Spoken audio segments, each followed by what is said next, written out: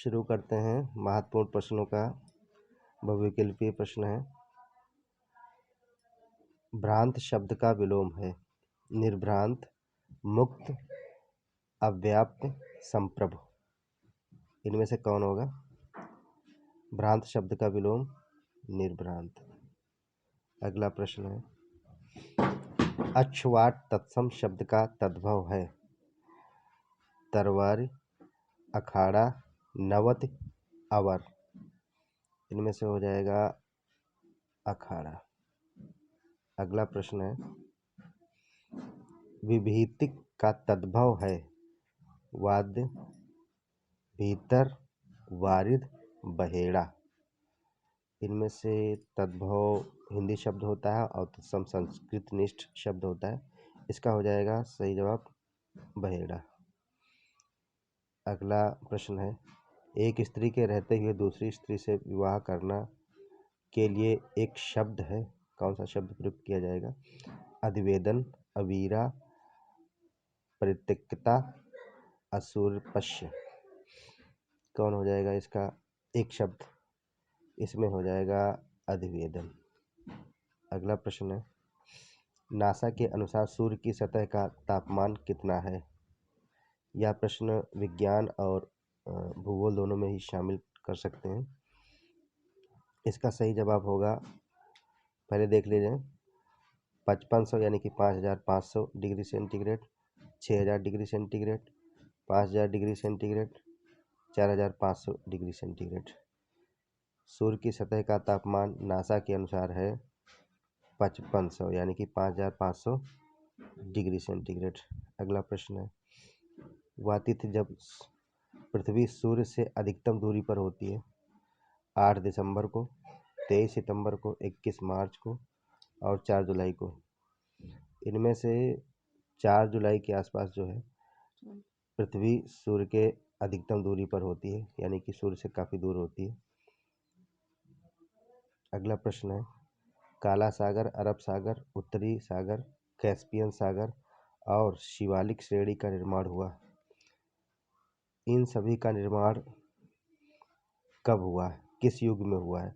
काला सागर, अरब सागर, उत्तरी सागर, कैस्पियन सागर और शिवालिक श्रेणी का निर्माण। अगले पेज पे आते हैं। इनमें से इसका जवाब के लिए विकल्प है मायोसीन युग, प्लेओसीन युग, मेसोजोइक युग, आइसोजोइक युग।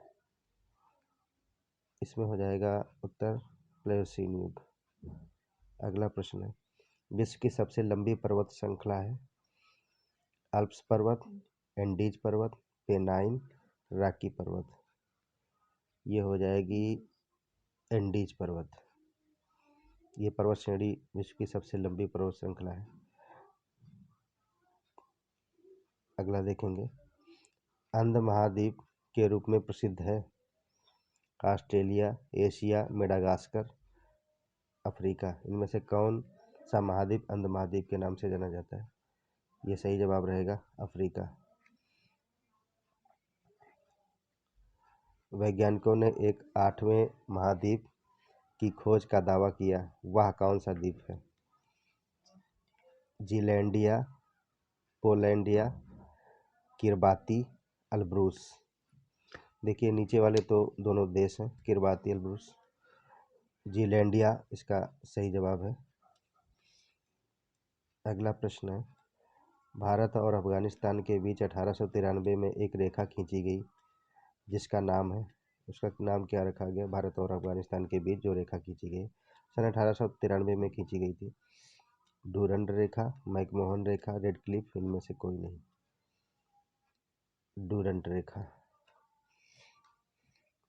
मैकमोहन रेखा भारत और चीन के बीच में, रेड क्लिफ रेखा भारत और पाकिस्तान के बीच में है और भारत और बांग्लादेश के बीच में भी रेड क्लिफ रेखा ही आएगी। अगला प्रश्न। फकीर विद्रोह 1776 से 77 तक बंगाल में हुआ। इस विद्रोह के नेता कौन थे? देखिए फकीर विद्रोह बाबर अली, सैयद बेग, दादू, मजनू शाह।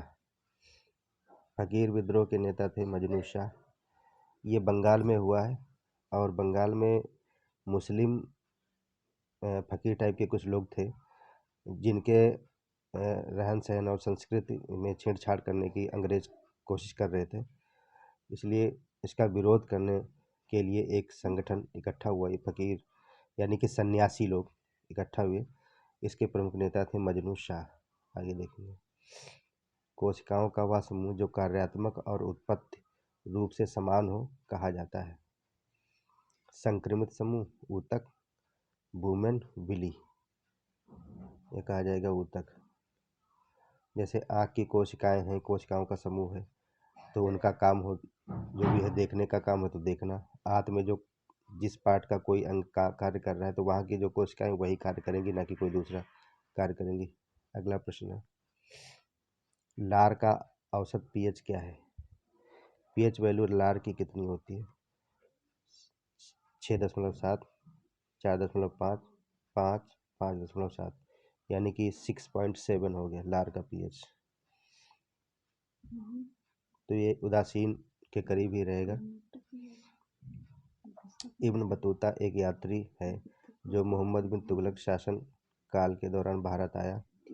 जो किस देश से आया? मोरक्को, अफगानिस्तान, रोम, चीन। यह आया है मोरक्को से। अगला प्रश्न है, निम्न में कौन गन मेटल का तत्व नहीं है? गन मेटल तांबा, टिन, जिंक, सिलिकॉन। देखिए तांबा भी रहता है गन मेटल में, टिन भी रहती है, जिंक यानी कि जस्ता भी रहता है, सिलिकॉन नहीं होता है। अगला प्रश्न है, हाल ही में पहला खेलो इंडिया जनजातीय खेल महोत्सव का कहाँ आयोजित हुआ है? भारत में पहला खेलो इंडिया जनजातीय खेल महोत्सव आयोजन किया गया, किस राज्य में हुआ है? भुवनेश्वर, कलकत्ता, गोवा, रांची। ये शहर दिए हैं, ये रहेगा भुवनेश्वर। अगला प्रश्न है, WHO द्वारा सार्वजनिक स्वास्थ्य और आर्थिक बजट में किस भारतीय कार्यक्रम को महत्वपूर्ण बताया गया है? यानी कि स्वास्थ्य और आर्थिक बजट की दृष्टि से ऐसा भारतीय कार्यक्रम जिसको WHO ने सराहा हो। टीबी रोकथाम के लिए, नमामि गंगे, हर घर जल, आयुष्मान भारत। इसमें सही रहेगा हर घर जल। अगला प्रश्न है, पद्म पुरस्कार विजेताओं को 10,000 रुपये मासिक पेंशन देने की घोषणा किस सरकार ने की है? किस सरकार ने की है 10,000 रुपये मासिक घोषणा पद्म पुरस्कार विजेताओं को? ये मध्य प्रदेश सरकार, बिहार सरकार, यूपी सरकार, हरियाणा। इसमें रहेगा हरियाणा सरकार। अगला प्रश्न है, पांडिचेरी में यानी कि पुदुचेरी में कितनी लोकसभा सीट हैं? 3, 4, 1, 2। पुदुचेरी में 1 लोकसभा सीट है। सभी लोग study for village city channel को ज्वाइन कर लें और सब्सक्राइब कर लें, लाइक करें, शेयर करें, सब्सक्राइब जरूर कर लें सभी लोग, अच्छे प्रश्न उत्तर पाने के लिए। धन्यवाद।